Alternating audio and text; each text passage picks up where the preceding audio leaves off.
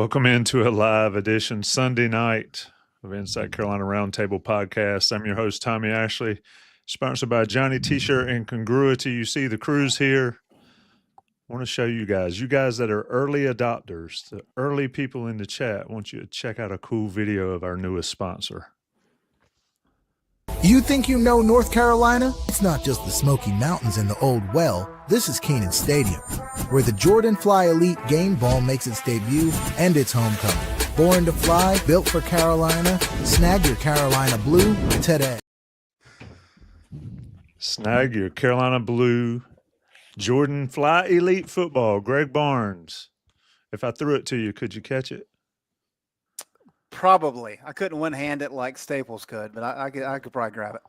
Yeah, I caught Staples playing with the bookshelf back there coming in. But folks, check this out. Newest sponsor to Inside Carolina, Big Game USA. They have created a Jordan brand football. You've seen it if you're on the message boards. There's a link there. There'll be a link in the live chat. There's a link in the YouTube video. There's a link in this video if you're watching this later and not live. They chose Inside Carolina to be their sponsors. I wonder why. Fly Elite, the logo, the laces, Carolina football. And I will say, big game footballs, they make the best football out there. So that was one thing when I was coaching quarterbacks. I went out and I bought a bunch of balls from Big Game specifically because they're the best balls on the market, and my guys spun it super well. We use those specifically. So for those of you who are coaching high school or whatever, and you're going into next season and all that, that is something also to look at because they make the best balls on the market, and you can usually get them pretty at a good rate for your high school team. And it is a better ball that throws tight for quarterbacks. So just for what there you go. Coming from a quarterback coach, talking about college footballs. Buck Sanders, new era at Carolina football, new era in Carolina football. Your overall thoughts here. Spring practice starts this week. Bill Belichick era is here. We've heard about the hard knocks and all that kind of stuff that's going on, but when it comes down to it, it's what's on the field, the product on the field. Your overall thoughts as we dig into this one, Buck? Well, right now it's just one big, giant blank page. And on these podcasts and elsewhere on Inside Carolina, we'll be trying to color that picture in for you as we go. We have some thoughts as we get started, but like many of you listening tonight, we're going to be finding out as we go on the fly. This is new territory for Inside Carolina and for UNC football. So we'll be kind of making it up as we go. But that just happens to be what Inside Carolina is good at. So we'll see. No better coverage for sure. Greg Barnes, you covered the beat for years. Have you seen anything like it's been in the past 2.5, 3 months for Carolina football? No, nothing close. Typically what happens whenever you have a new coach come in any sport, but football, there's been enough turnover that I've experienced that you kind of get a good handle of it. But you're immediately trying to build relationships, but the foundation is already in place. And whether it's from John Bunning to Butch Davis, of course, Butch Davis changes some things, but the foundation's there. The logistical aspect of things. There's a lot of carryover from staff, support staff especially, from Butch Davis to Larry Fedora. I guess Everett Withers, of course, is in there for a year. And then from Fedora to Mac Browne, you have changes, and you have to kind of work around those changes and figure out what's new and what's going to be different. But a lot of that is just kind of like cosmetic. This is not that. This is Bill Belichick dropping a bomb on Kenan Stadium and everything to do with the football program, and to say we're going to start from scratch. And that's essentially what this is going to be, what it has been. So it's completely different for everybody. There's some exciting element to that. I think as media members, especially as somebody who was on the beat, as you mentioned, Tommy, the fun is really learning what's going to take place and how is this coaching staff different. How do they talk to you on the record? How do they talk to you off the record? if at all. What's unique about strength and conditioning? What's unique about the media process, nutrition, equipment, all these different things you get to learn. And over a number of years, you kind of figure it all out. And so like by the time you get to year 5 of Mike Browne, got a pretty good handle exactly on how things worked, what didn't, where they were stubborn, where things needed to be fixed, where they knew things needed to be fixed. But with this situation with Belichick, it is a science experiment. And I think we've said that before, but this is a nationwide science experiment. All eyes are going to be on North Carolina. I think everybody heard the news about Hard Knocks potentially coming to Chapel Hill, which is just mind-blowing. That's going to be such a fascinating thing. So just the opportunity starting this upcoming week to really finally get to see and to hear from the players what this new era of North Carolina football, and it's not just North Carolina football. It is, like I said, it's a nationwide thing. Like this potentially represents a shift that we've never seen before. So just being on the forefront of that and being able to see it play out, I think should be exciting for everybody. Clearly, it's going to be frustrating. Everybody wants to know all the details right now, and those are just not available. But just doing the investigative part of it and trying to soak in as much as we can, there's going to be a lot of enjoyment in that through this process. I mean, you nailed it. You both nailed it. The blank page and all that. Jason, I've heard about the 33rd NFL program, which, by the way, Omarion Hampton tore up the combine yesterday. If folks have not paid attention to that, Omarion's making himself a lot of money. Somebody hit me up and said, I can't believe how Mac Browne wasted Omarion Hampton. I said, Omarion Hampton's about to get paid for what he did on the field at North Carolina and what he's done in the combine. But anyway, I digress. Jason, your opening thoughts here. I guess we'll have an opportunity to talk later in the week, hopefully so. But just going into this, as Greg called it, a science experiment, what you think? Well, it's not just Omarion Hampton, by the way. You remember, they at one point had Omarion Hampton and Drake May in the same backfield. That would be a waste. You're right. I give you that. And not only that, we can go back a little further too. And they had Omarion Hampton and Drake May in the same backfield with Josh Downs at wide receiver. And Antoine Green at wide receiver too. 8 wins, 9 wins, pretty good. I saw a thing today. Somebody was ranking the top quarterbacks going to the draft since 2020, and they had Drake May ranked 5th out of all the quarterbacks that have been drafted since 2020. That's pretty strong. I'm not sure that they're not underrating in there. They might be, but this guy had him 5th.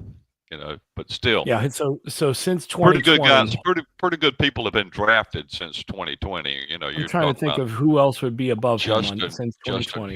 Herbert. I think they had Herbert below him actually, but they had Caleb Williams up there. I think Jaden Daniels. And Drake. So they had 3 of the guys that were taken last year in the top 5. Trying to remember who else was in there. I'm not sure. Joe Burrow. Probably. Joe Burrow, Jalen Hurts. Joe Burrow was one of them. Yeah. So we've got probably 4 of the 5. Joe Burrow, Jalen Hurts, probably Trevor Lawrence. Could have been Trevor, yes. Something like that. You could argue for Brock Purdy, but I wouldn't have him in the top 5.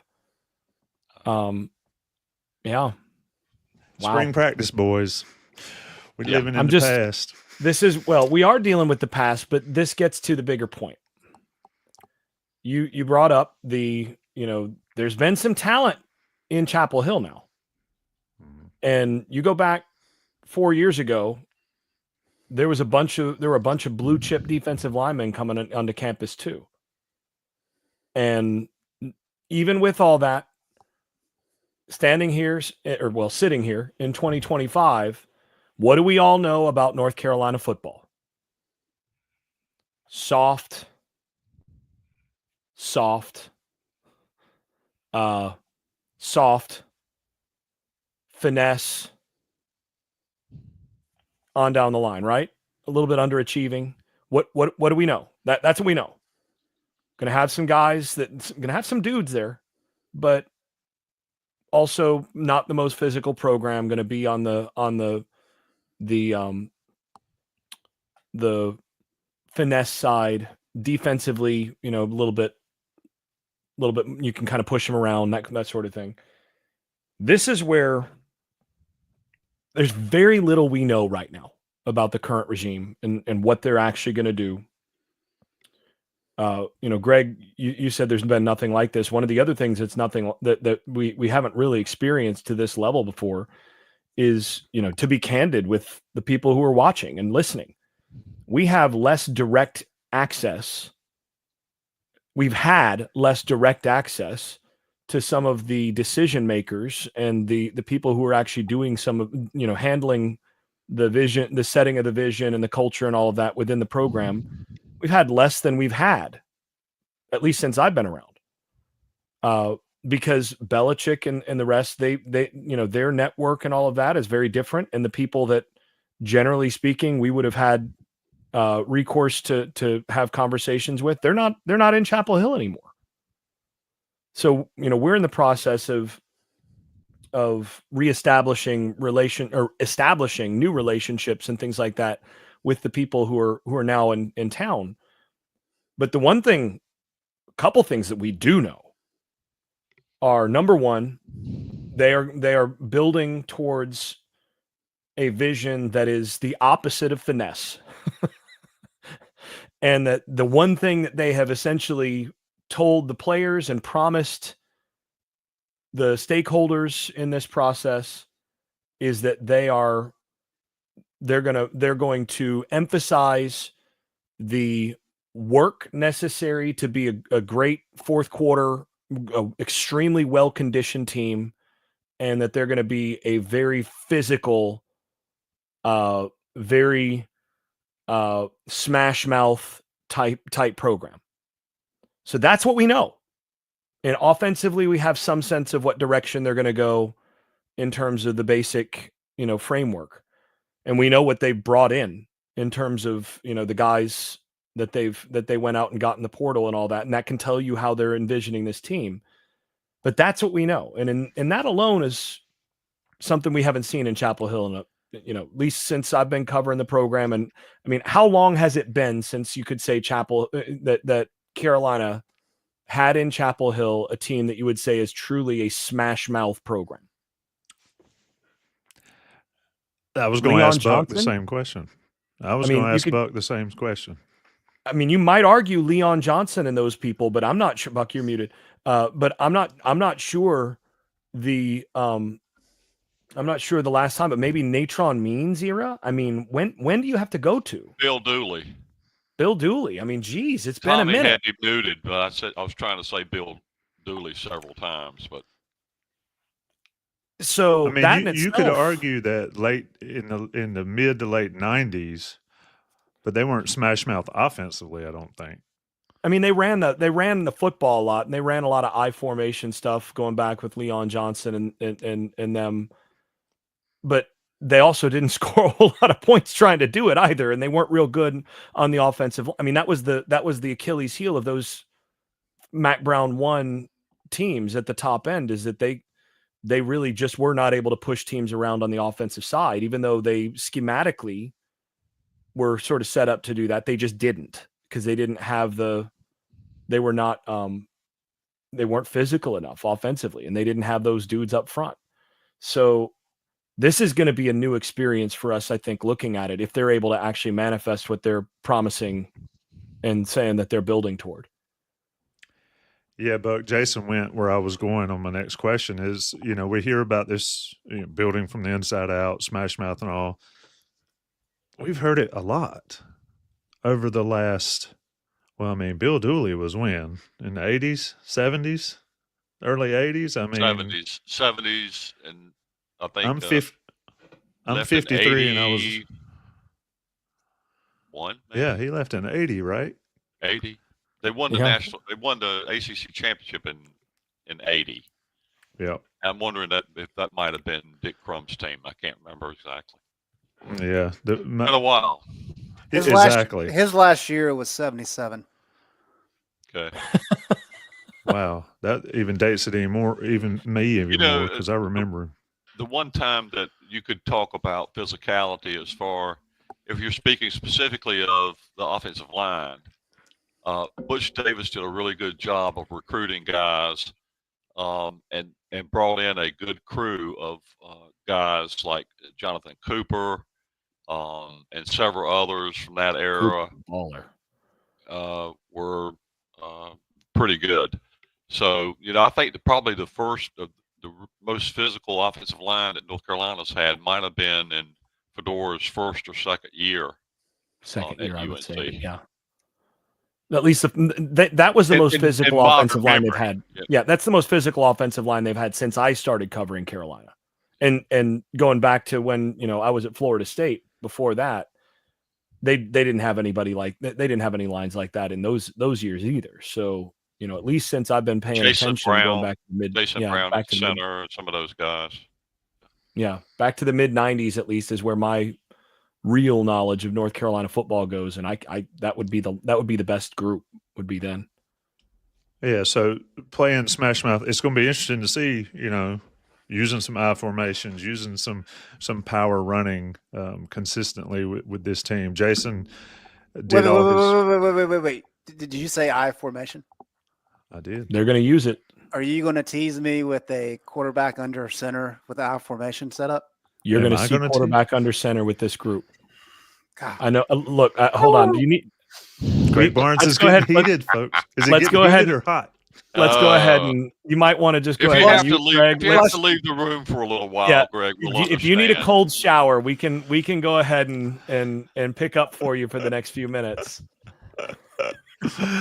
They, I mean, you can't play smash mouth football if you don't do that, right? You don't just line up and punch it. But to the point here and the kind of point I'm getting there is we've seen these cultural things or these things manifested on the football field that have been manifested through coaching staffs, through players and all. And I'm not saying that there haven't been some great players. There have been some great offensive linemen at North Carolina over the years. I mean, obviously there's a handful of them that we could talk for days about, but actually playing that way fully and completely, I think Belichick's going to try to do it. Greg, you got warmed up and heated there.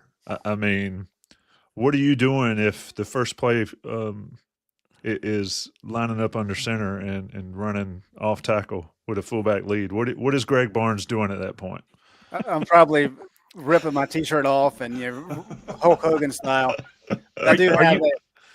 Are you at that point considering calling, the number sort of just below your wife on your speed dial and saying, "Look, it's not you, it's me, but I found a new coach." Yeah. Instead of Pat Narduzzi being my number one emergency contact, I may have to change it. You're gonna be riding a different private plane from now on, huh? That's right. I've got my hoodie and everything already set, so hopefully Bill won't let me down. But along the lines of the physicality side of things, I think that's important. Clearly, that's where this is going, and we'll see some of that next year for sure. But I think the first part of that, and this is different, but it's in the same line of thinking. It's been a number of years. And I mean, this has always been a knock on Mac. So, I mean, it is what it is. But I think where a lot of frustration for the North Carolina fan base, especially with Mac Browne, but also some with Fedora, especially on the defensive side of things, is that you never felt comfortable that if the talent levels were the same between Carolina and its opponent, that Carolina was going to get the upper hand, that they were going to out-scheme their opponent. Whether it be the entire game, whether it be on one side of the ball. And that's frustrating when you have a lot of close games and you think these are games that we should be able to win, and you're not over and over again. And it just kind of deflates the fan base. it doesn't give you a lot of optimism, even when you're going to play bad teams. I think that's the first part of this whole puzzle.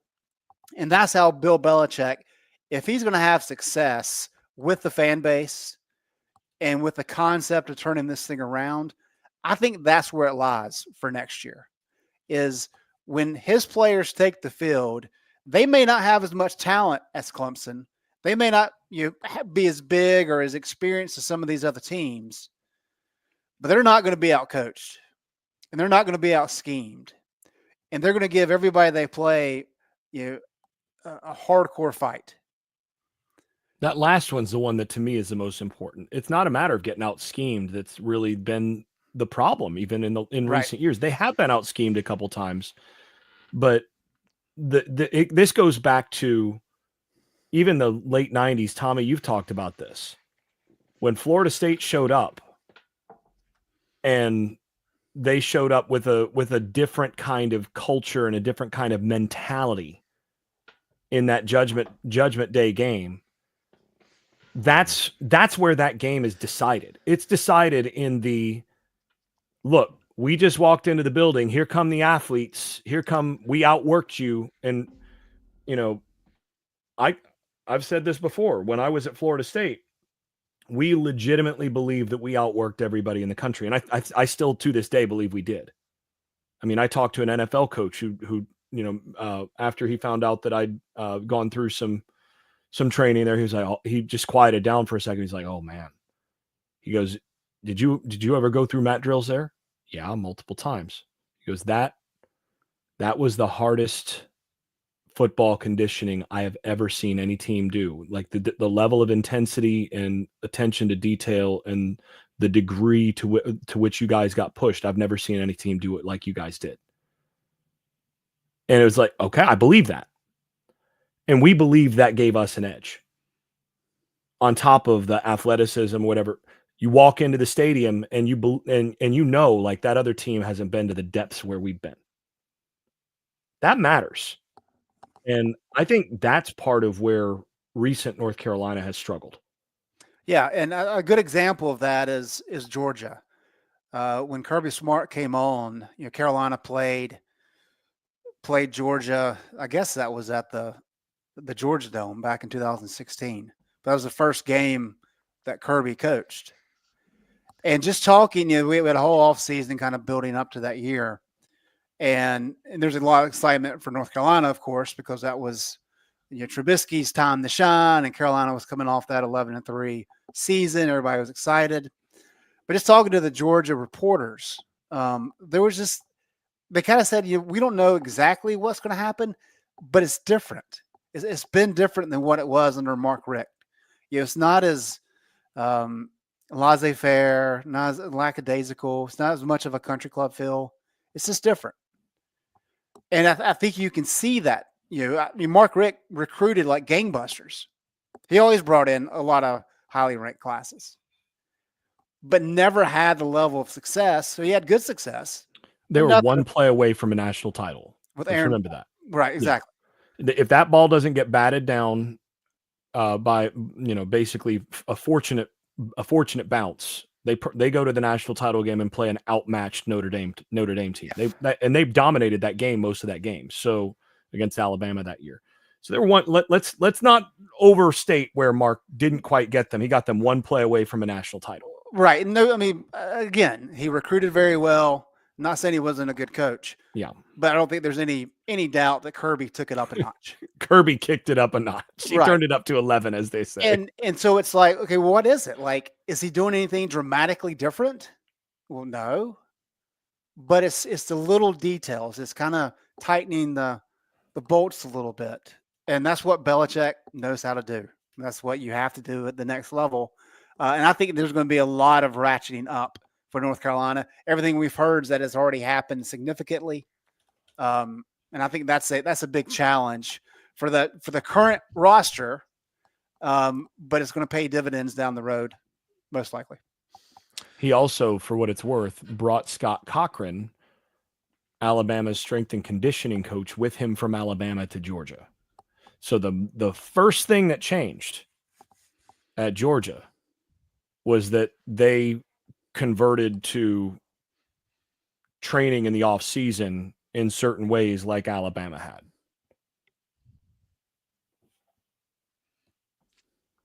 Moses Cabrera comes from the Patriots strength and conditioning. We've heard about those type things going on, but get in here. The points you sent me earlier is your thoughts on this. These are part of them, right? It's part of the attention to detail. It's the little changes and the little nuances of how they practice and all those type things. And to Greg's point earlier, that makes a difference in being prepared, being not out coached, not out schemed, not out worked, Buck. But your take here, I mean, I think for me watching this, judging from what we've been able to see over the years, this will be the biggest thing for me to see how different it is, if it is in fact ultimately different. Well, I do think it'll be different. I think it was different when Butch Davis came to UNC. Greg and I at practice, watching them practice under Butch Davis was different than what life had been like under John Bunning. It was just a different level of intensity, less, I guess,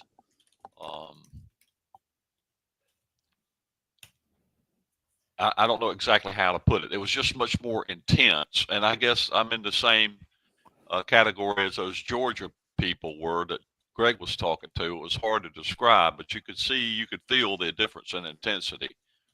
And the other thing I think is going to be interesting to see. It's not the games that North Carolina lost,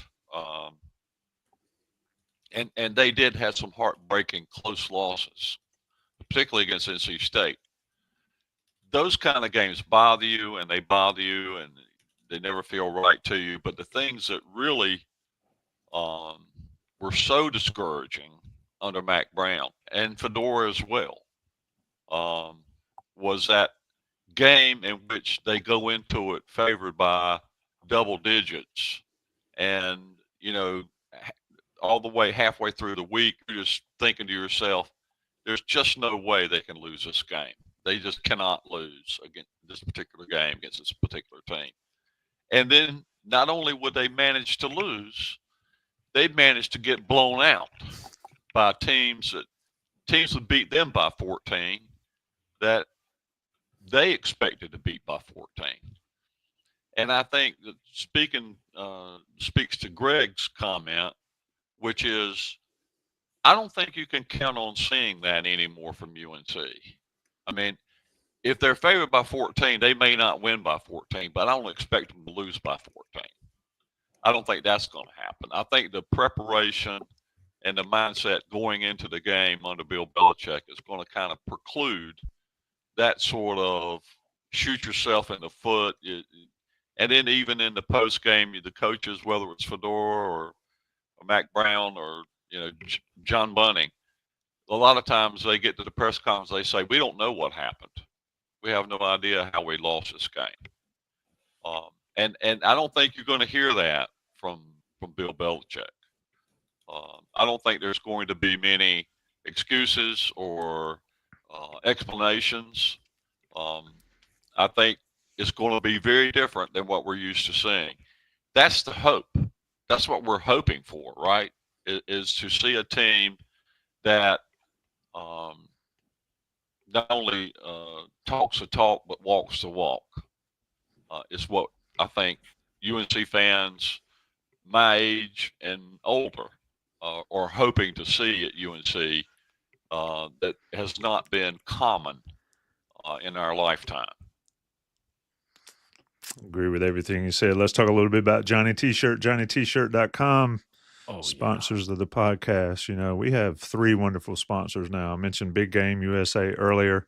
Johnny T-Shirt's the stalwart. It's been there. It's been like Buck Sanders, been there and been the rock the whole time for Inside Carolina. Johnny T-Shirt's been there too. They are sponsors of the show, sponsors of the content we put out, and great friends of Inside Carolina's premium subscribers. Look, I'm going to tell folks, you need to go get you a baseball jersey at johnnyt-shirt.com and support the baseball team. They are rolling 12-0. Look, 12-0. I love that number. 12-0 is the baseball team. Johnny T-Shirt's got all the swag. Go see him on East Franklin. Go see him online at johnnytshirt.com. Get your premium membership. Pays off with 10% off at Johnny T-Shirt. National guys will pay the bills on the audio version. We'll be back. Spring football preview, what to expect. After the break, we'll talk about what to expect. Okay, guys. Greg, I'm going to come back to you first. And we're leading this spring preview thing. We talked about what we hope to see.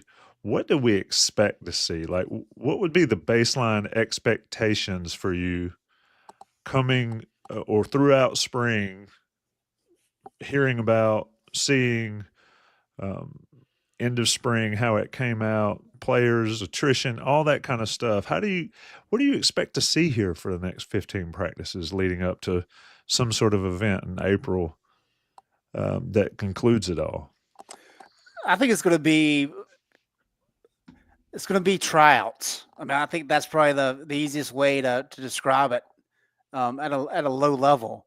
I think you're going to see a lot of different guys playing a lot of snaps with various individuals. I think a lot of guys are going to get work.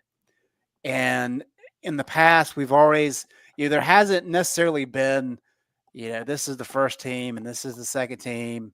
But you pretty much have an idea of these are the guys you're counting on. Everybody gets a chance, but let's see if anybody pops.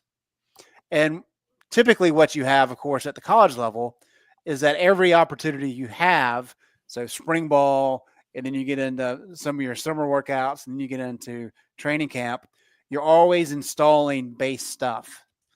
I'm curious as to how much they actually install, because I think they're going to do so much technique-wise to really kind of strip these guys down and build them back up the way they want them to be, and to make them compete, and to see who's going to compete, to see who can handle their coaching, and to see who can handle a lot of these different schemes that they're going to want to maybe possibly put in. And just really run guys through kind of the gauntlet of all these different tests that they have set up. And then as you get later in the training, spring practice, you get 15 of them. But as you get later in, I expect you see more of the kind of the team concept come together, and you start to have an idea, at least the coaching staff, of we think these guys can potentially help us here. But that also sets up the list of, okay, now we've got the spring portal coming. These guys that we thought we'd give them a shot, maybe they're not best suited for helping us here. And you can see some of that attrition occur. I fully expect that part of it to happen. And so I think it's going to be a very unique process here for how Belichick wants to handle this. It's a little bit different than what he's had, of course, with OTAs and those types of things. It's just going to be different than what we're accustomed to seeing. And I think there's going to be a lot of players who really don't know where they stand, because they're going to be tested in a lot of different ways that they haven't been used to in the past. I agree. We've heard a ton about recruiting. We've heard a ton about bringing in portal players. What we haven't heard a ton about is the players themselves that are currently on the roster, or were currently on the roster before the coaching changes and are still there. People keep asking about the spring portal. It's after spring practice for a couple of weeks. I have a feeling it'll be active. I don't have any inside knowledge one way or another, but it's going to be active. It's the nature of the beast with a coaching change and with a new way of doing things. Jason, Buck Sanders, one question he had in what he sent me, Buck said, who will be the starting quarterback? Buck, that is the $64,000 question. Jason, you scouted Ryan Browne and did that for the Inside Carolina premium message boards, and folks can go find all those. Is he the guy? Or is it Bryce Baker? Somebody else in the chat asked 2025 recruit that's going to make the biggest name. I'm going to be a Bryce Baker guy, I think. But your thoughts here on the starting quarterback, because I think that I guarantee you that'll be the number one question that we hear repeatedly leading up to TCU. Yeah. So short answer to this is I don't think anybody knows, including the coaching staff.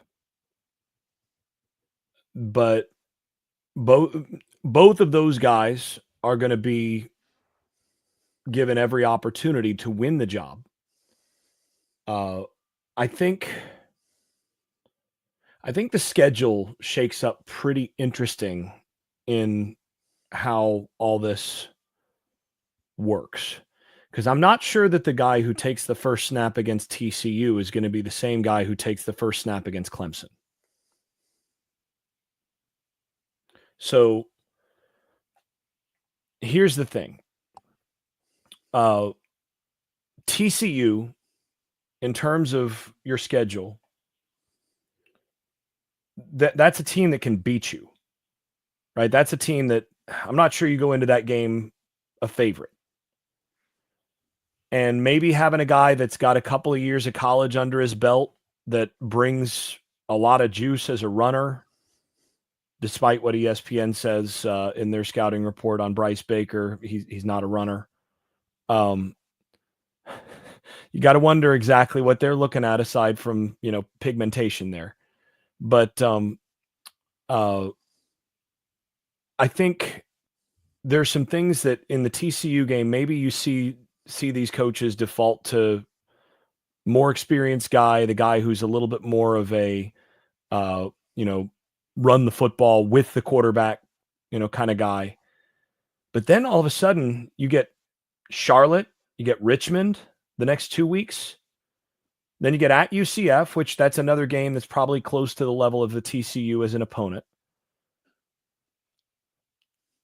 In those 2 weeks, after TCU, I think that's where you get a chance to see both quarterbacks a bunch. Whichever guy's not taking the first snap against TCU, and maybe he plays the whole game against TCU, maybe the next 2 games you get to see both.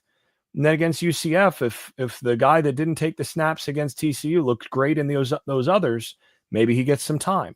Then you've got an open date, which is an opportunity. If you're going to make a quarterback switch, that's a great place to do it. So if I had to guess, and I'm just looking into the crystal ball here right now, I think Ryan Browne brings a lot of really useful and good traits to the position, and I think you can win games with him at quarterback. But I think when I evaluate these guys, the guy with where the ceiling is the roof is Bryce Baker. And if I had to guess, I would say Browne is the guy that takes the first snap of the season against TCU, probably plays most, if not all, of that game. And then by the time you get to Clemson, and if not Clemson, you have an open date, Clemson, open date. I think by Cal, there's a real chance that the rest of the year is Bryce Baker. And it may happen before that. But I think ultimately, when you look at those two guys, if I had to put my money on it, I think Browne starts the year, and not through any fault of his own, but I think Baker may just be this good. I think Bryce Baker takes the majority. Like he ends up taking the most snaps on the season as a whole. Buck, I stole the quarterback question from you. What do you want to see most out of spring? What is your expectations? What are your expectations coming out of spring? Clearly, we'll see how much information we get. We'll see how much knowledge is gained. But for you, on April 15th or whenever spring practice is over, what makes Buck Sanders think that he's gained some knowledge about this football team and this football program after those days? What I would like to see is something that I'm not sure I'll get to see, which is I am fascinated by the prospects for the offensive line. There is so much there that there's the potential is there, the opportunity to be a much better offensive line than what we've seen in recent UNC seasons. But more than any other place, I think the offensive line is where I would like to see some of the progress. The Miles McVay video that Jason did, I was almost in the same spot Greg was talking about, you know, I formation and snapping it under center and whatnot. You know, 86-inch wingspan. Is that right, Greg? Yes, I mean, Jason. 86-inch wingspan, which if my math is correct, that's what, 7 feet 4 inches? You know, with a guy that big, he doesn't actually need feet, much less footwork.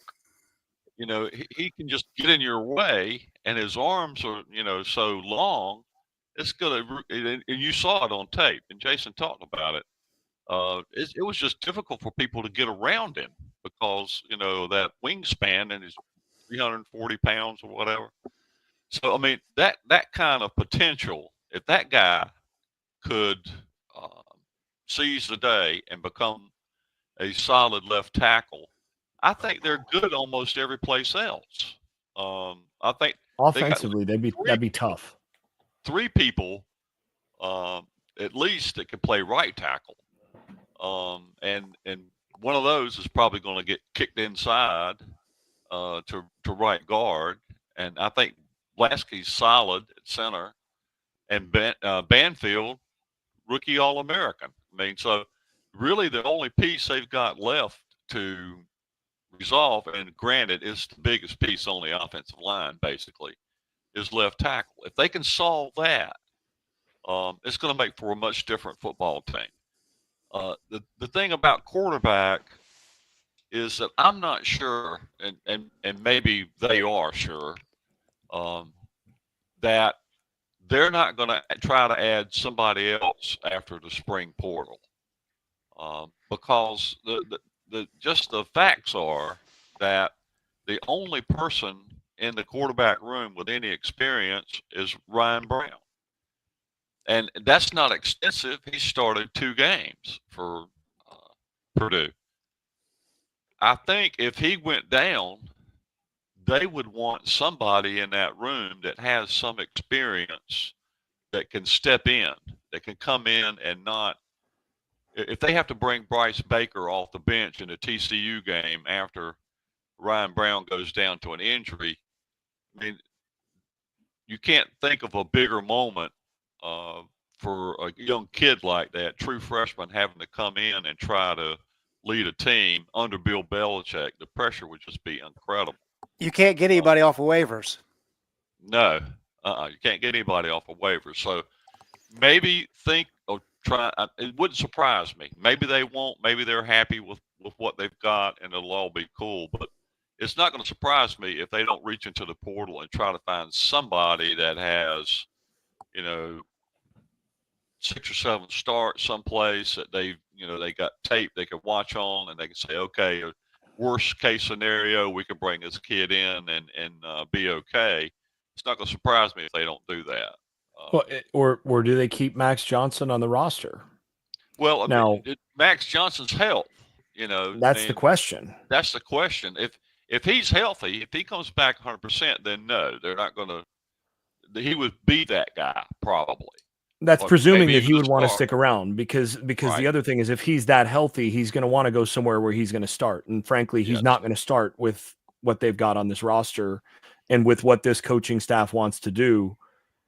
He's not going to win that job.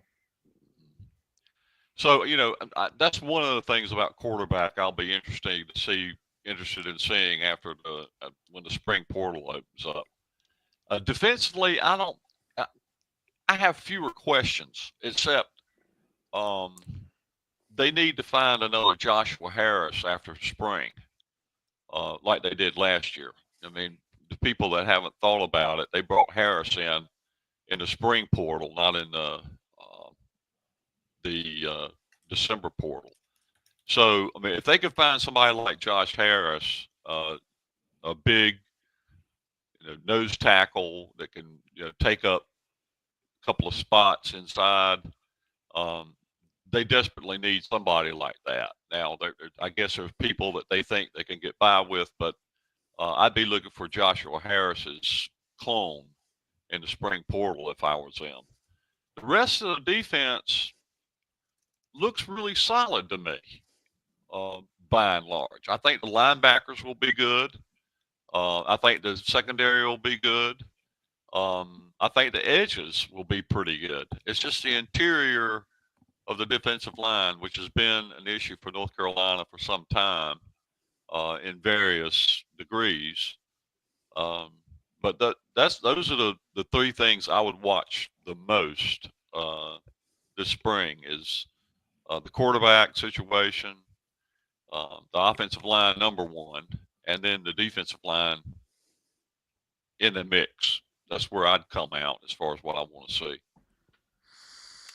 Greg, same question for you. And I mean, we talked a little bit about the potential for certain offensive schemes that you love, but overall, just and somebody in the chat said, when's the spring portal? It's the 16th of April through the 25th of April, so 10 days there.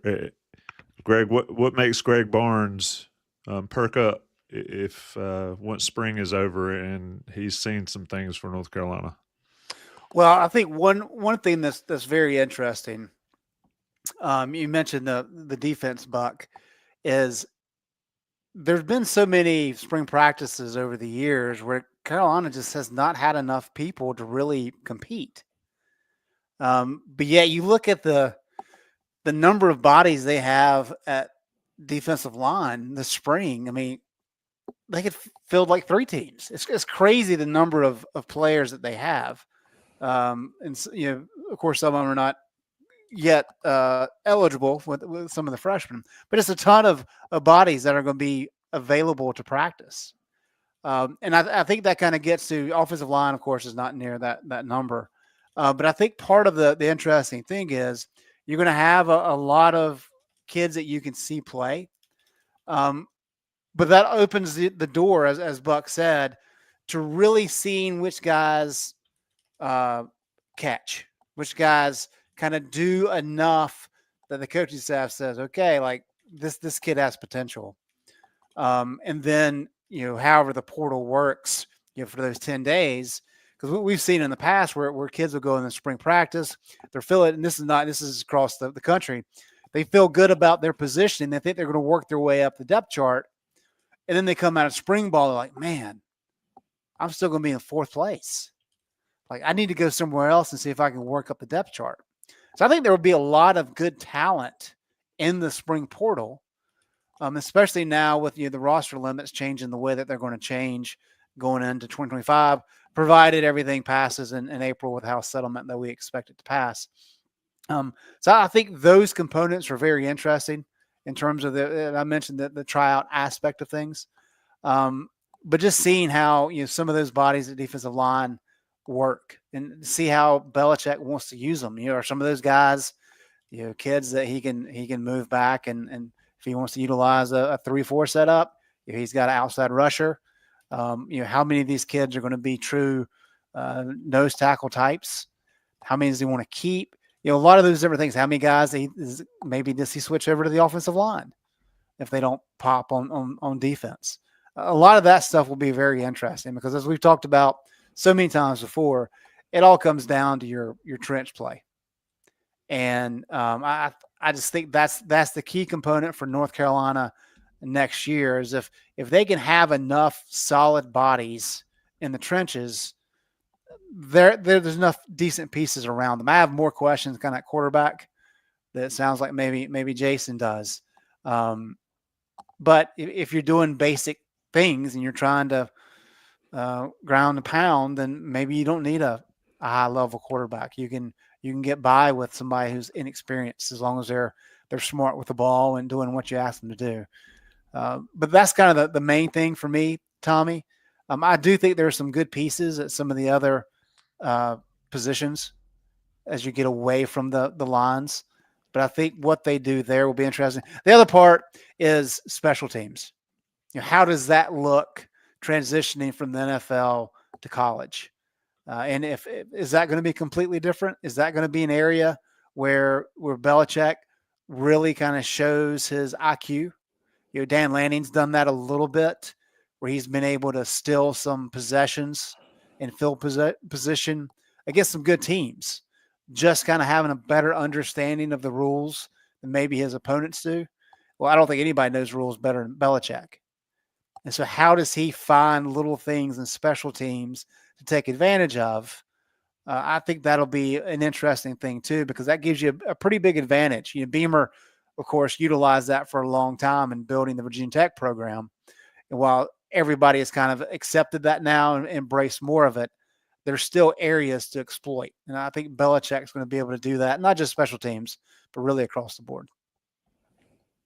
That's good stuff there. We're talking with Greg Barnes, Buck Sanders, Jason Staples here on Inside Carolina Spring Preview. Buck, I know you told me you had to go shortly, so I don't want to be midstream talking to Jason when we let you go, but I am going to ask Jason a question from the chat and then get your final thoughts, Buck, before you dip out. George Jenkins asking the chat, what do you learn most from your team in the spring, Jason? And I think this is going to be so different than we're used to seeing at Carolina, but George well, Jenkins first thing question. is I think you learn which players on your roster. I mean, if you do spring the way I would do spring, I'll just say that. You learn which players on your roster are fighters and which ones are guys you could trust in a back alley. Who are the guys? This is what we used to talk about at Florida State. Our coaches would say, like, look, we're going to find out which of you guys you want to be in the alley with. And I still believe in that stuff. Like, you got to find out which of these guys, if it gets into a fight, who do you want on your side? So number one, you're learning personnel, especially in your first semester on campus. You're learning about your personnel, and you're learning, okay, who can I trust? Who can learn quickly? Who can handle what we're going to install? Who is tough and is going to fight through the pain of being banged up and all that through spring? Who's going to continue to stay focused and not get distracted during the spring? All of that. You also learn where the holes in your roster are personnel wise. You find out, like, look, we ain't got but 2 linebackers, or yeah, we don't have a quarterback. We're gonna have to scheme around that next year. Or yeah, we need to go out and find 1 or 2 more guys at these spots in order to be a complete. Those are things you learn in the spring. Beyond that, it really is just it's a culture building time for your program. I've long believed that you set the foundation for your program in winter conditioning in the spring, where essentially you get guys to work in the way that you're going to expect them to hit the ground in the fall. And then once they've done that in the spring, you can hit the ground running in the fall because they've already been through enough to go, okay, these are the expectations. But you have to set the bar then in winter conditioning and in the spring. Once that bar's set, now those guys are ready to clear it when they're there in the fall. So that's what you're doing in the spring. Dang, you ended so quickly. You caught me off guard. Buck, final thoughts from you. I wanted to make sure we gave Buck final thoughts. You nailed it. I was like daydreaming, listening. Buck, your final thoughts. I didn't even have to pull this out. You had it ready. We need to get a Jumpman branded hourglass. Yeah, put a sticker on there, Buck. There you go. If you're listening, Jordan, send us a Jumpman branded hourglass. Come on, 23. I think the only thought that I could close with is that I can't remember a time where my anticipation for a season was any higher. And I don't mean that in terms of wins and losses. I mean in terms of seeing a foundation laid and what that looks like and how that all plays out over time. And the very start of it begins Tuesday when practice starts. And now they've been laying a foundation, through the winter with as Jason talked about as far as workouts and all of that. But that's not something that our prying eyes are allowed to see. But what we will be able to do is watch how this whole thing is put together. And it's really truly exciting to me. And I think that's if North Carolina can tap into that excitement, and I think Belichick has done a pretty good job, him and Lombardi both, as far as building anticipation for the season. And the Hard Knocks offseason show is going to bring things to a different level altogether. But I'm just anxious to see this get kicked off and watch it being put together by one of the greatest football minds of our time. And some would say the best football mind of all time. So it's just that excitement that I just can't step away from, haven't been able to so far since the Belichick announcement. It's got Buck Sanders fired up. Buck, I'm going to let you go because All right. we're Thanks, not done. I got guys. to talk to Jason a little bit longer, and I got to talk commercials, but Buck, appreciate it. It's always fun, my friend. Later. Bye, guys. See you, Buck. Yeah, oh, Hefe. All right, we're not done yet. We got to talk about congruity. I'm not letting Greg go. And Jason, we got to talk about Aziah Johnson before we get out of here as well. But congruity, email matt@congruityhr.com for your small to mid-sized business assessment. They grow their business nationally. They start local, go national. They can do the same for you. Just email matt@congruityhr.com. Tell them Inside Carolina sent you, get a free assessment. They'll hook you up with all the ways, all the good things to get your business running and rolling. congruityhr.com. Greg, let's build off what Buck talked about, the anticipation. We've kind of talked about, and I'll freely admit, we've talked a lot about this could be the greatest thing ever. This could be the greatest thing ever in the other direction. I don't quite know where I stand yet. I guess we'll see as it goes along. But one thing's for certain. I've criticized North Carolina for years about not being able to handle the narrative and the PC and the publicity like they should. And I think you would agree with me there. They've masterfully, whether or not what you see is what you get, they've masterfully handled that aspect of this, Greg, going in, I think. Yeah, and look, I think everybody needs to remember, we're going to have to say this time and time again, and people within the fan base, I think, need to repeat this to themselves over the next year. But for years, we've heard about how Carolina did not make a full commitment to football. And what would it look like if they did? Well, they have. Finally, in my lifetime, they have. Little on the late side. Yeah, well, I mean, y'all boys are middle-aged. What are you talking about? I'm old. I've started using the Social Security calculator to figure out, when's best to start pulling money out. So I'm getting there. I'm not there yet, but at least that's in the back of my mind. Do you have readers? Do you have readers yet? I do not. Right You're here. not old yet. Yeah, Jason, you're getting there. But better late than never, right? I mean, that's kind of the thing. I gave my eyes to my couple books and the work of all the reading and screen time for that. My two eyes are not the same after that time. So, but I say that because I think this is an opportunity. It's so easy now. We're in such a microwave society that you demand something year after year after year, and then it happens. And if it doesn't hit immediately, people get upset. I mean, I keep saying it, but this is like a great experiment. And who knows what's going to happen, but that's part of the fun of it is I think it's going to be okay. I don't know that it's going to be a rip-roaring success, but I also don't think it's going to be a failure. And so there's a lot of potential here, and it's going to be messy at times, at least to start. And I think we've hit on that before of I don't know what success looks like in 2025 for North Carolina football. And if somebody tells you they do, they're lying to you because nobody knows. 8 wins is pretty good around here, Greg. So, I mean, I think 8 wins would be success. Well, sure. Sure. But what does the 8 wins look like, right? I mean, are they competitive? Are they beating bad teams and getting smoked by good teams. There's just a wide spectrum.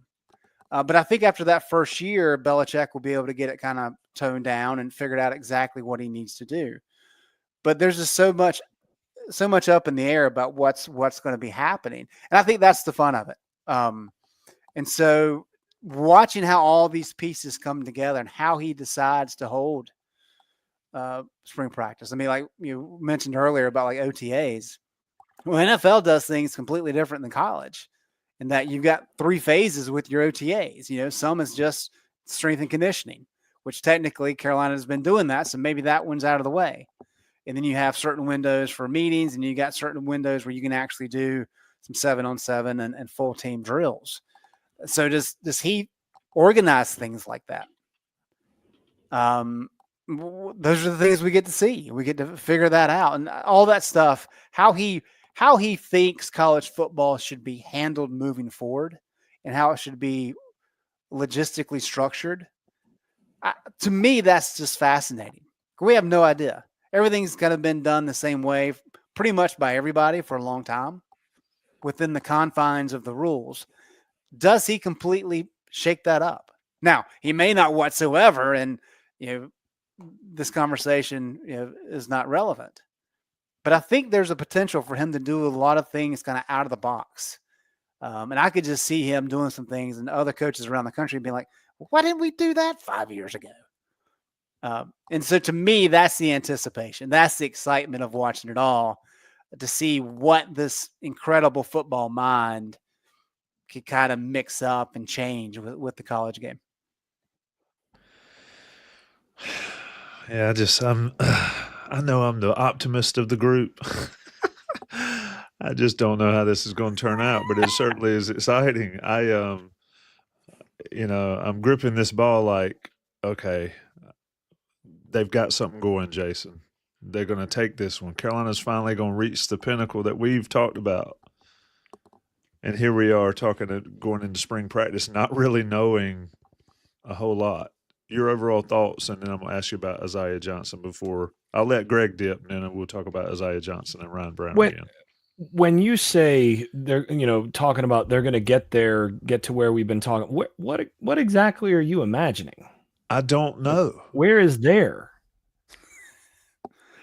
10 wins, consistently winning 10 games. Okay. And I don't know how. So we're not talking about this season. I would think if they won 8 games, it's a success. If they won 10 games, it is a massive success. Setting with up this roster, winning 10 games would be a major statement.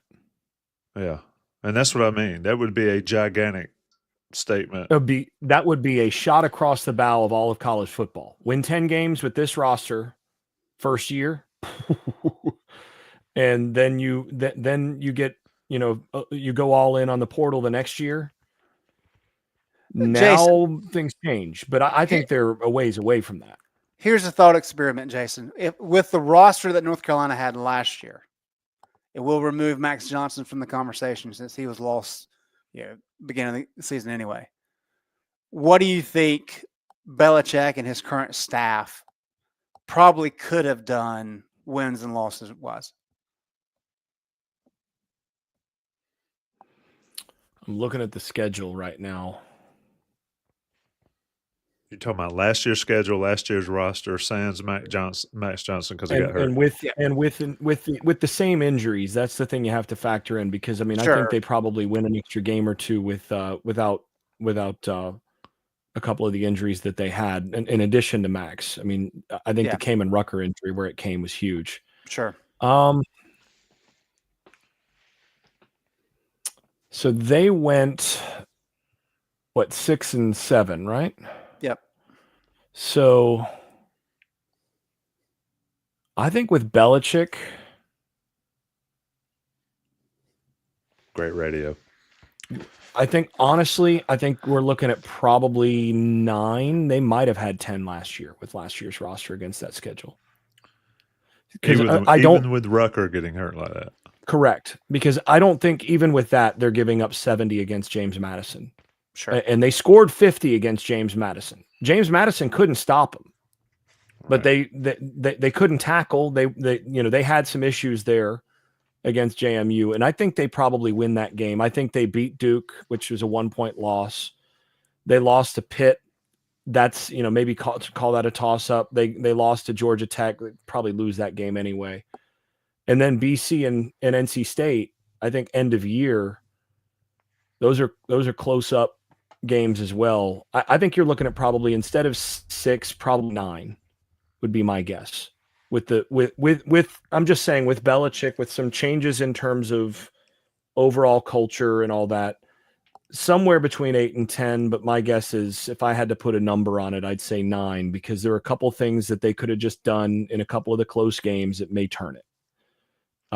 But a couple of those games, I mean, they were just outclassed. By the time they got to Boston College, they were banged up on some areas, and BC outclassed them. Yeah. I think Georgia Tech probably still beats them just because of what Georgia Tech had up front. So yeah, that's where I would fall in. Let me ask you, this year's roster is not as good as last year's. Yeah. Oh, no doubt. But let me ask you a question. How fast can you change the culture of a football program?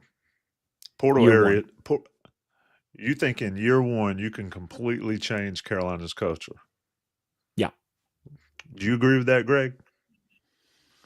I'm not as optimistic as Jason, but I think you at least get things moving in the right direction. Yeah. And what I mean by the shift in culture, year 1, it changes in terms of, you can go from being a soft program to being a smash mouth program in a year. It's unpleasant for everybody involved. Like, there's the whole thing where,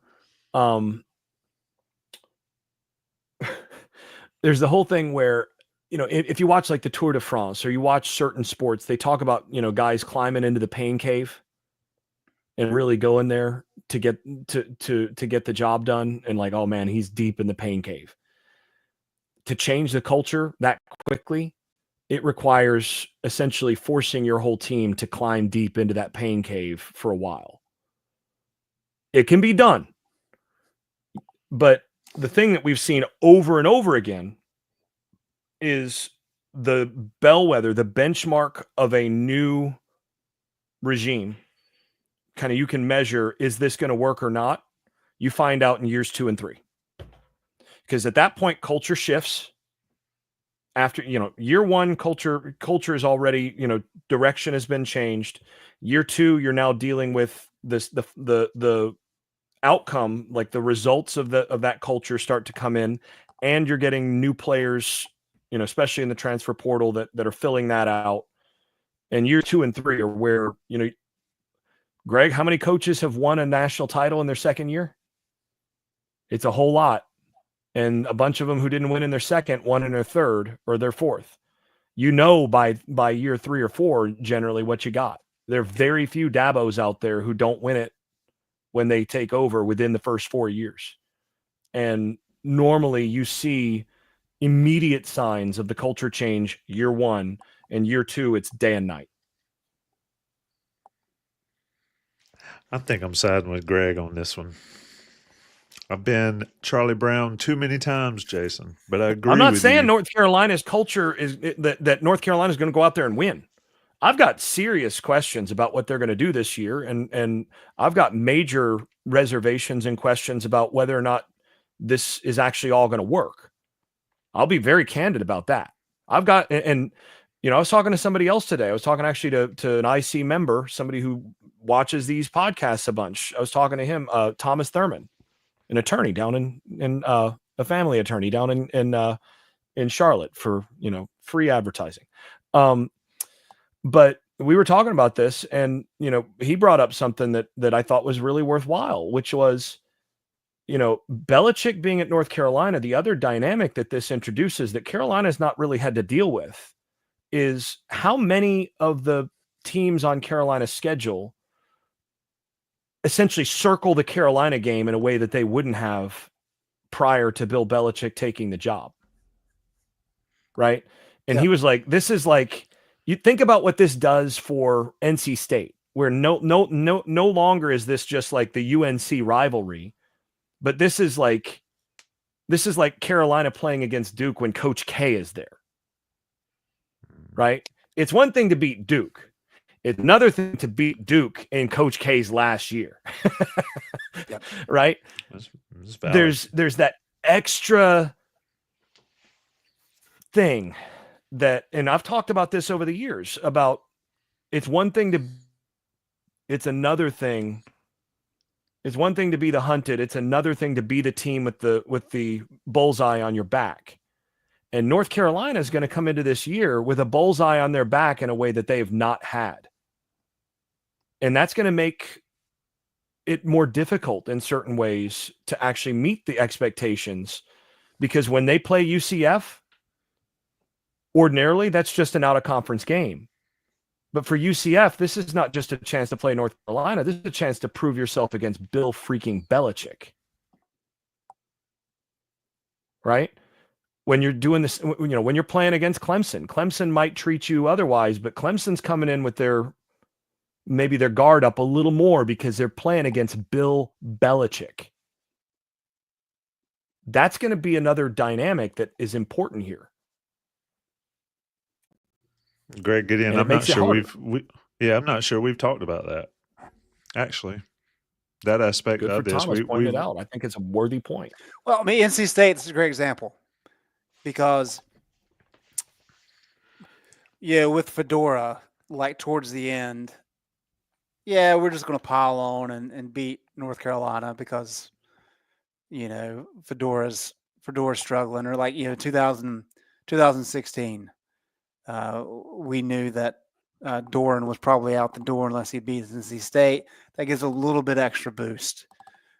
Towards the end of MAC, they knew that they had a tougher program. It was the Carolina game. They kind of wanted to just embarrass them. Well, this year, what happened? What did we talk about earlier? This is North Carolina committing like it has never done before to football. So if you're Dave Doran and all the media attention, Hard Knocks, and what's the radio show he does weekly? The crazy guy from College Game Day, McAfee. I don't even watch it. I refuse to watch age. But like, and then he goes on Manning and those types of shows. I mean, this is headline news nationwide. What's happening in Chapel Hill? So the chance for Doran and NC State and for that fan base to ruin some of that in year one of Belichick, absolutely. I mean, that is like, that would be equivalent to the kind of Coach K in his final year. So I think that is a very good point, Jason. But that's part of it. It's not going to bother Belichick, and that gets into some of the culture change, right? Matt would say during certain games the team just wasn't ready for the moment. You're always kind of like, why aren't they ready for the moment? Like, why? I mean, Belichick's played and he's won 8 Super Bowls. I mean, the rivalry game against NC State's nothing to him. And so I think the team will take that on. That's part of the culture shift of learning from him and his coaching staff. And I think we heard it with Butch Davis and fans didn't like it, but every team's the same. Every opponent's the same. That's an NFL mindset. That's how Belichick is going to be, no doubt. But I having that instilled through his culture change, I think it's going to be very important for North Carolina, and that will help in some of these games. The other part of that, of course, is part of college athletics and college football is that rivalry dynamic where you play with so much more passion, and that doesn't exist at the NFL level. Well, it does in certain in certain divisional games, sure, where Buffalo, still Buffalo and the Dolphins for the Patriots over the years, and the Jets actually just for Belichick personally were all specific games where maybe they brought a little more juice to it even in the regular season, but it's still not college football. Like you lack the pomp and circumstance that defines college football. So how Belichick kind of adapts to that will be interesting as well. But I think that's a good point, the emotional side of things. But the thing is, even if Belichick and the culture are, this is going to be, on to the next game, every game's the same.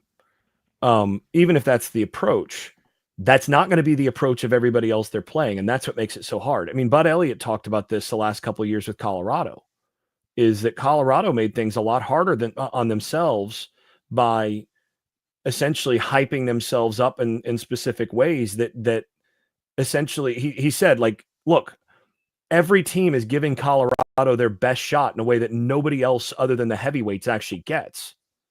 And Colorado doesn't have the dudes to handle that, right? But that's what Dion wanted. Right. Dion brought that. It wasn't Colorado, it was Dion. Right. No, it would, but Dion brought that in, and Dion's kids also really poured poured gasoline on that fire. But like, that's what you want. Well, that's what you get. And that's why it's suddenly harder to win those games, right?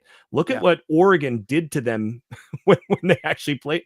Like, Oregon could have stepped off the gas a little earlier and maybe doesn't come out and score 35 unanswered in the first half or whatever it was that game, where they came out and they were locked in a way that they were not locked in the week prior or the week after or whatever against the teams that they were playing. But they came into Colorado and they played them like they were Ohio State.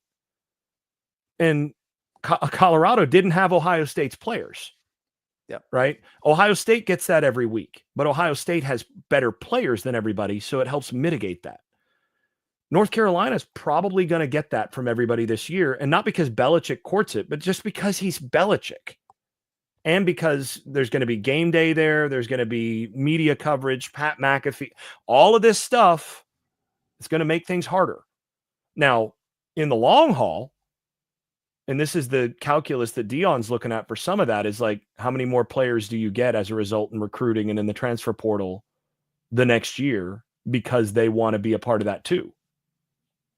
So, right. But I think this year's going to be hard. And, the good thing is that it's a line of scrimmage game. And I do think with what they brought in on the offensive line, offensively, I think they've filled a lot of space to where they're going to be able to run the football against a lot of teams. They're going to be able to protect the passer probably too, but they're going to be able to pound the rock against a lot of teams on their schedule. You look at that schedule, how many of those teams really have first-rate defensive lines? Couple. One. There's one team on the entire schedule that has a first-rate defensive line. That's Clemson. There's another, maybe there might be two more that have what I would call second-rate power four defensive lines. That'd be NC State, maybe Duke this year, maybe Syracuse, maybe, you can kind of get into that 2, maybe 3 range for that. But that's a schedule you can run the football on, I think. And with the guys that they've got on the roster, that can make things easier. Problem is, you're also going to have trouble stopping the run based on your personnel, and there's other things you're going to have to scheme around defensively. So, the schedule this year is a whole lot easier for North Carolina than, say, Colorado's schedule was year one. So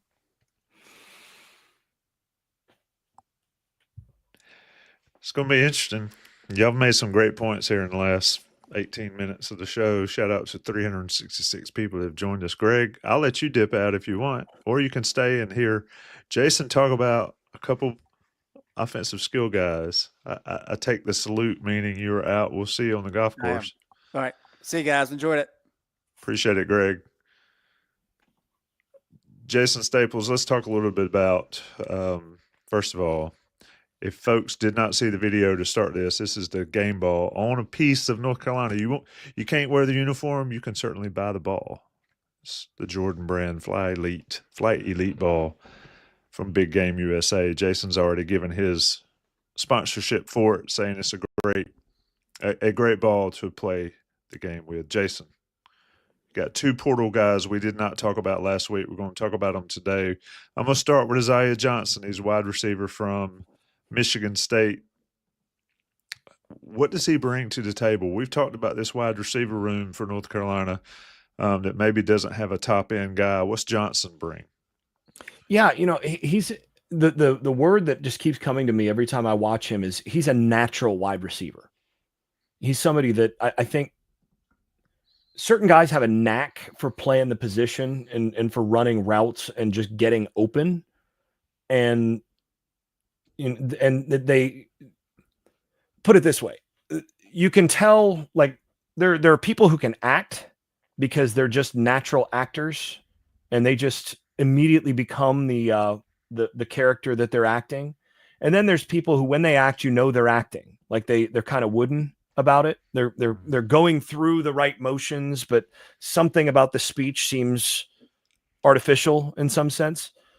And a lot of times you can kind of watch wide receivers, especially at the college level, and you can see that the same kind of thing works, where it's like, okay, that guy, he takes the correct number of steps, he cuts with the correct angle, everything's done, but it's wooden, right? That guy, there's no real naturalness or movement to it, and he's not really setting guys up with it. He's running the route, he's taking the steps. And I'm ashamed to say that, by and large, until the very end of my time, I was kind of that. It just takes a while to get to where you're just naturally executing the movements and you're no longer thinking about it. You're running the route, and that you're supposed to take 6 steps, but you're also supposed to stem this guy to his leverage, and and it takes a while to be able to do all of that and just do it intuitively, so that you're not counting your steps anymore. You're just feeling this and you're just doing it.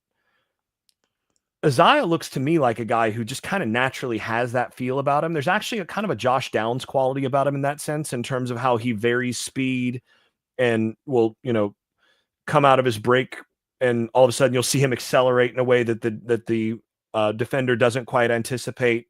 So he'll change speeds on you. He'll burst on you in ways that create separation, because he's just really natural about it. He understands how to set a guy up. So that's something that immediately jumps off for me. And then you pair that, he's got a decent frame at 6 foot. He's about 175 pounds. So he's not real big, but he's got pretty decent contact balance in terms of being able to get open. So to me, he's a guy that I think you can put in the slot and expect to win some one-on-ones against single coverage pretty naturally. He's a space creator. And that's helpful. And then he showed natural hands catching. He's a guy that he didn't drop very many. His drop rate there was 5.9%, 16 catches on 25 targets. So that's not too bad. And anything in that range for drop rate's good. And he caught with his hands, not to his body. So natural catcher, again, a very natural player. And I think good enough speed. He's not, he's not a 4.3 guy, might not even be a 4.45 type guy, but I think he's probably sub 4.5 ish, right in that 4.50, 4.48, somewhere in there. Fast enough that when he gets his hands on the ball, he can go. So I think he's a guy he's plug and play into your rotation, probably contends for a starting job right away, and becomes someone that if nothing else, you can count on him as a kind of third down option, a reliable kind of possession threat, but he doesn't have possession speed. He's got more speed than that. So I think there's a lot to like there. I think he can be a plus level receiver. I don't think he's a number 1. Those guys are rare. Out of the portal this year, I think there might have been 2 number 1s, and he wasn't one of them. Singleton from Georgia Tech was number 1, but Singleton also cost like $1.5 million or whatever it was. He was 7 figures in the portal. Number 1s are pricey, but Aziah's a pretty good player. And if you put him with a number 1, I think he can make that number 1 better. And if you put him with a number 1, he suddenly becomes a real threat. And Carolina might have a number 1 on their roster. We'll find out. But they got a couple guys that could maybe grow into that. And that's going to be interesting to see this spring. Second guy we have not talked about, probably the most anticipated guy we've talked about thus far, and that's Ryan Browne, transfer quarterback from Purdue. There you see him on your screen if you're watching the video version. Ball looks familiar, by the way. But Jason, Ryan Browne and what he brings to this team, you've been pretty high on him. We talked about him earlier in this show. Browne has the ability to get out and get in space, but your thoughts here on Ryan Browne before we get out of here? Yeah, Browne is another guy that's really intriguing because I think the ceiling is pretty high. And for those of you who are looking at it and going like, well, he didn't even start. He wasn't even the starter at Purdue. Let's remember who Purdue has as their starter, and that's Hudson Card. Now, Card, remember, was the number 2 ranked dual threat quarterback coming out of high school. Right? He was the number 59 overall prospect in the country in the 24/7 composite. So, like, you're looking at borderline 5-star player in Hudson Card who was playing in front of him. Card, remember, went to Texas when Quinn Ewers won that job. Card eventually transferred out to Purdue. That's how he wound up there. So, not that surprising that Card's the starter there, especially since he was basically the incumbent coming in when Browne got there as a true freshman. And so he sat first year, redshirted. Then last year he got some play. He rotated in actually some while Card was playing. And then when Card was out for a couple of games, he started. Interesting thing is if you look at the numbers, his numbers actually aren't far off from what Card's were when they started. So, Card was a 72, just to put it in perspective. And this is just, again, take all Pro Football Focus grains with a grain of salt. So with that salt, Hudson Card, 72.9 Pro Football Focus grade in 2024. Browne, 67.0. That's not orders of magnitude different with the same offense. And, passer rating, NFL passer rating, Hudson Card was a 77.8 NFL passer rating.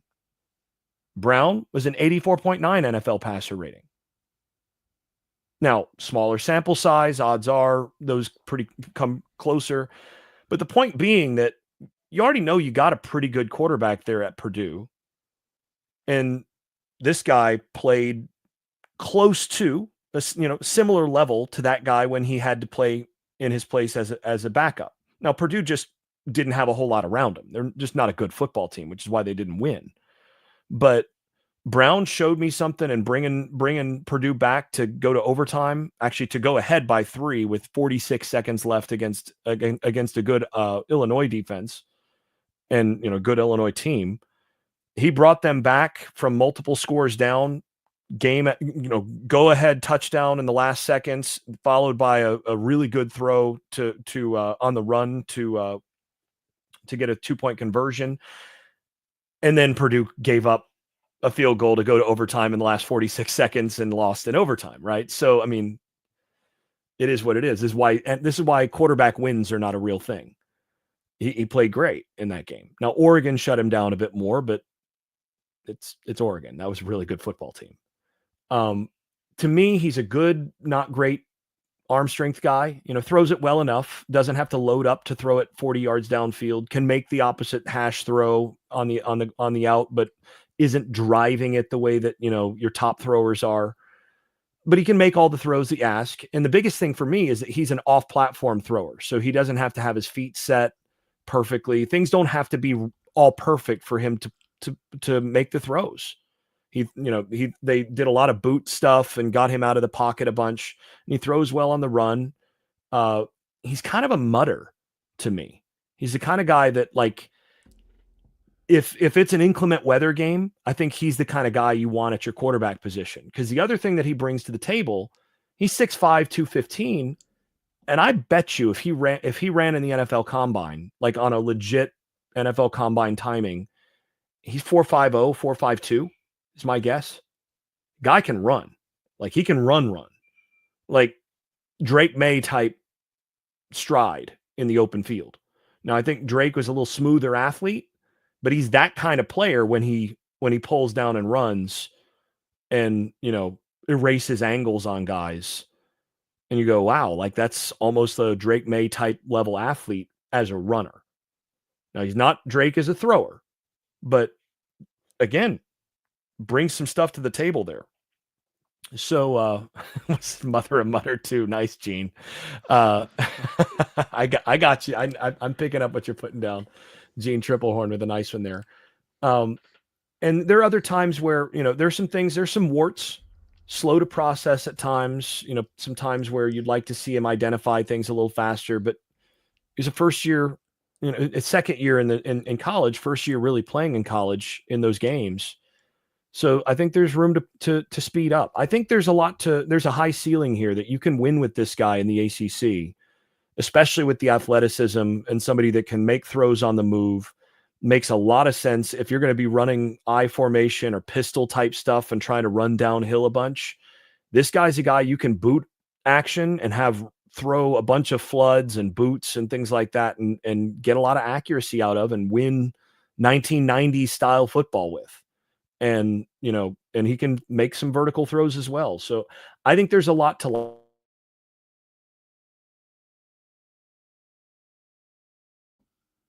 Did we seriously as lose a result you? of, there we go. Yeah, you're back. There we go. So there's a lot to like. There's a lot to like. I think he has a pretty good floor, a pretty high floor because of the size and athleticism and the ability as a runner, and the ability to throw on the run. And then, the ceiling is yet to be seen, but I think there's some higher ceiling there too, as he gets experience and starts to identify coverages and things and all of that well. I'm really interested to see what he does. Now, as you know, I'm really high on Bryce Baker. So, we'll see what happens there as well. But I think you can win. I think you can win in the ACC with this guy. That is Jason Staples' scout on Ryan Browne earlier, Aziah Johnson earlier than that. Inside Carolina's preview of spring with Buck Sanders, Greg Barnes, that Jason Staples. I'm Tommy Ashley. If you weren't here when the video started rolling at roughly 9 o'clock after Coast to Coast gave you all the basketball knowledge, we dropped a new sponsor. Certainly Johnny T-Shirt and Congruity have been solid sponsors for us forever, but now it's Big Game USA dropping the Jordan Fly Elite Carolina specific, engineered to Carolina coaches specifics. If you want to own a game ball, if you want to own a piece of the action, get it here. Check out the video. To everybody watching, shout out to almost 350 plus people that have been here for an hour and a half to listen to us talk Carolina football. John, roll the video. We'll see everybody soon. Stay tuned. You think you know North Carolina? It's not just the Smoky Mountains and the Old Well. This is Kenan Stadium, where the Jordan Fly Elite game ball makes its debut and its homecoming. Born to fly, built for Carolina. Snag your Carolina Blue today. Snag your Carolina Blue today. Go to the link in the description, the link on the video. Jason Staples, I'm Tommy Ashley. Shout out to John Bowman for helping us out. Shout out to everybody for joining. And stay tuned to Inside Carolina for a ton more coverage of Carolina football. Spring practice is here. It starts Tuesday in Chapel Hill. Have a plenty of coverage from that. Everybody stay safe. Browne loves the slop. It's in his bloodlines. Oh, my Atlanta. Everybody stay safe. Stay warm. That's why they're putting in the natural turf, right? Absolutely. Hey, football's meant to play it on grass, real grass. It'll be in Kenan Stadium. Everybody stay safe. Be good. We'll see you again next time.